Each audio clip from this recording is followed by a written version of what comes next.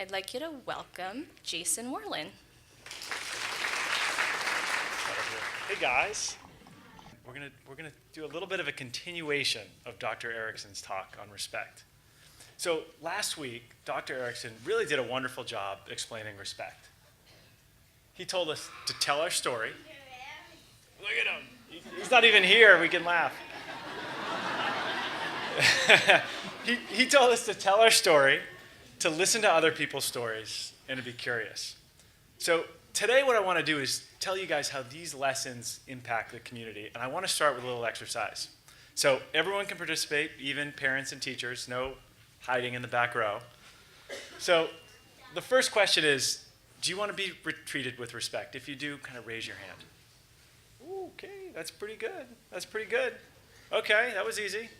All right, so the second question is, I want you to raise your hand if someone at the PBS community has been unkind to you or treated you with disrespect at some point. Okay, look around. Why is it that every single one of us wakes up every morning and wants to be treated with respect? But all of us feel at some point that somebody didn't treat them kindly or didn't treat them with respect. So respect works like a chain. How you act to somebody causes them to act differently to somebody else. So I want to start with a story. So when I was younger, I took a bus ride between two cities in Texas. And this was a long 6-hour bus ride. And I knew that halfway through the bus ride, we were going to stop in this dusty little town for tacos. I love tacos. And I heard from a friend that this town had the best taco stand in all of Texas. Do you guys like tacos? Yeah. Do you know who else loves tacos? Dogs love tacos. My kids told me if I put a picture up of dogs, everyone would laugh, and I didn't believe them, but they were right. You know who else loves tacos? Dragons love tacos. Just so long as they're not what? Spicy. So anyway, I get on the bus, and I start the trip, and this older man sits down next to me, and he didn't smell great. To be honest, he was a little stinky. But he was nice, and he was traveling to meet a friend who was going to give him some work. And while he was talking to me, I saw his name on his bus ticket, and I researched him on my phone, and I found out that this man had been in prison for 10 years, a long time ago. And so I was a little nervous sitting next to him, but I was kind, I was respectful. I used Dr. Erickson's tools. I told him my story, I listened to his story, I was curious, and I told him about my family, and then I soon fell asleep in my seat. And when I woke up, the bus had stopped, and everyone was getting off, and so I quickly ran out, and I ran to the front of the line, and I ordered 2 tacos. And the cook said, "Well, that'll be $6, sir." So I reached for my wallet, and it was gone.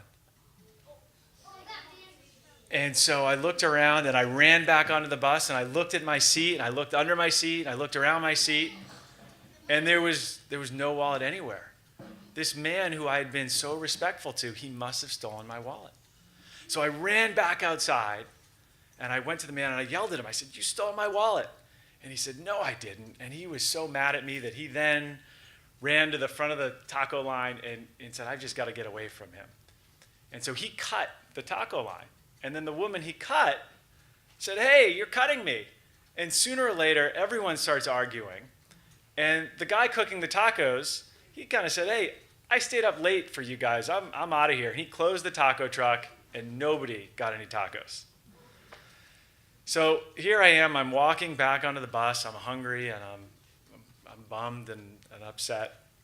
And I sit back in my seat, and all of a sudden, I feel bumping up against my leg something.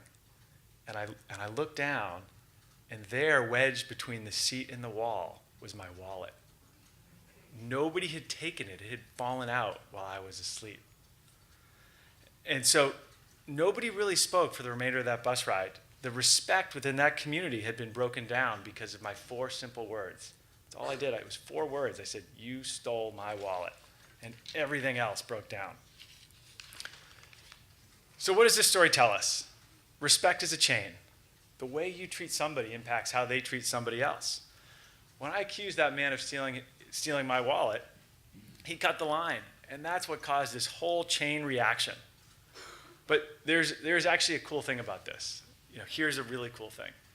When you are respectful to someone, it also works as a chain, and it doesn't just help you or your classmate, but it helps all of us. It helps the whole PBS community become stronger.